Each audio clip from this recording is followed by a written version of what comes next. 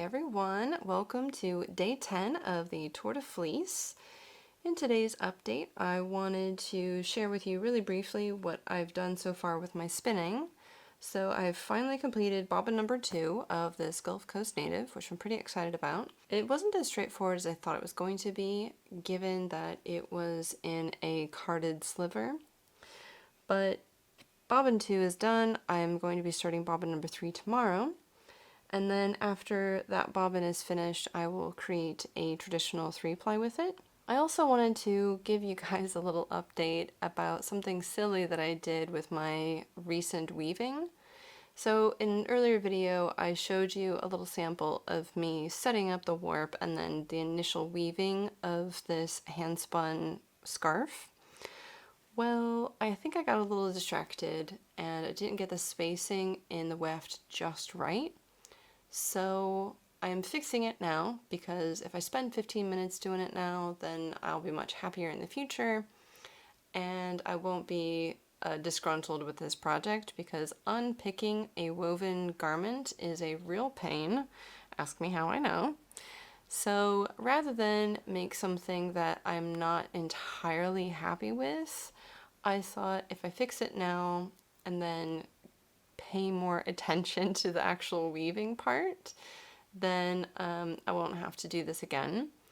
But I've used the back end of a needle to push the wefts down a little bit, and in total, the last thing I wanted to update was about this hand knitted sweater. I'm actually picking up and knitting the ribbing that goes around the V-neck part, and it's looking okay. I'm not exactly happy about this cast-on edge, and I'm not sure what to do with it, but sometimes you don't know what it looks like until you just make it. So I've just carried on with knitting it, and it might have to do with the way that I have picked up the stitches initially, but I'm going to just finish it, see if I like it, and if I don't, I'm going to just take it out, try it again, until I'm happy with it. This sort of leads into the question I wanted to ask you guys today, which is, what motivates you to do your craft? Is it making something with your hands? Is it making something that is very colorful or custom fit, or because it's inexpensive? It's much, much cheaper to make something by hand at home for your personal use than it would be to buy the same thing out in the wild. So there's lots of reasons why I think people are motivated to do these kinds of crafts, and there's probably, for most of you, multiple reasons why you do this. For me, I have multiple reasons why I like doing what I do. Partially, I got into this whole hand knit stuff because there was that early revival in the early 2000s with knitting, making it seem really cool and fashionable. But I didn't really get into spinning until I did my first master's degree, and I was looking for a project where I could incorporate some of the stuff that I was doing with knitting, because I just didn't have any time to create anymore. So I thought if I researched it, at least I'll be able to get some satisfaction from the research element. So I got into spinning and natural dyeing through my master's degree, and it resulted in a master's of science. So did a lot of experimentation with spinning and hand dyeing with cochineal, and discussing how this could all be related to museum gallery design. So it was kind of a non-conventional way to get into hand spinning, but once I was doing it, I really enjoyed it. Plus there was the dyeing element, which I thought was really fascinating.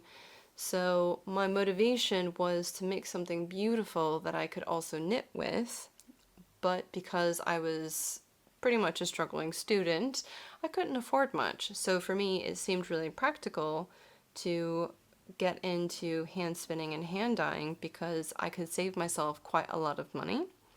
But then when I was done with my master's degree, I decided, well, what now?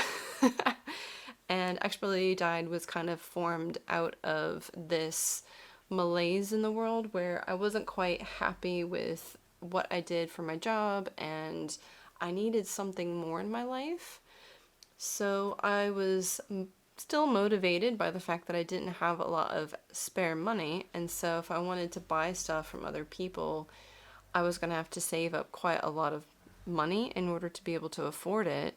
And then I wouldn't be able to do much in the way of projects, maybe one or two a year in full. Certainly could not afford a sweater. I calculated it once and I thought, nope, I can't. I just can't.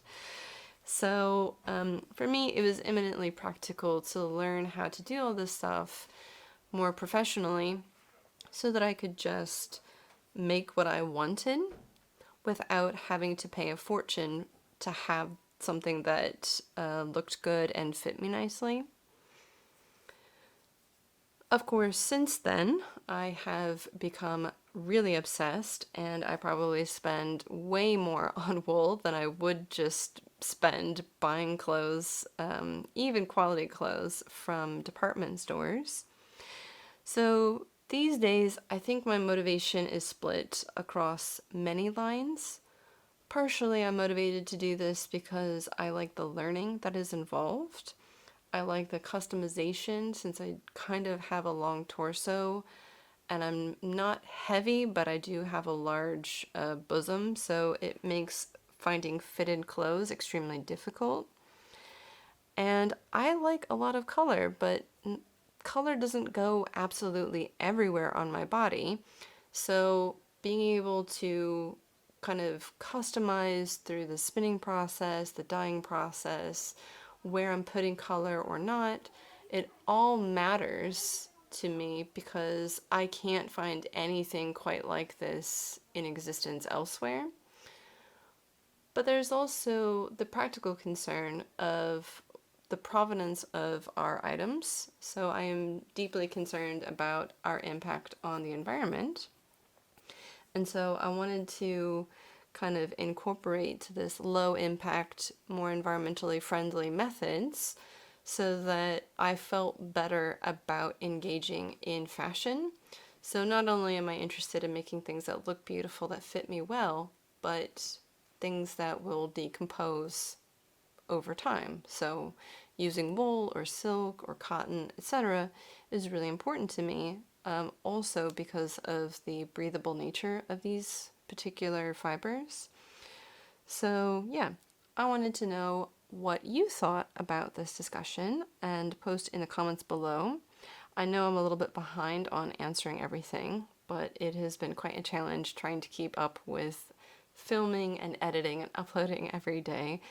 But I will get back to answering some of the things that people have said already because they're extremely interesting. If you don't know what I'm talking about, please go back and watch the last couple of episodes, particularly days 7, 8, and 9, to get a sense of what I'm talking about. But otherwise, I will see you in tomorrow's update, day 11. Happy spinning, everyone. Goodbye.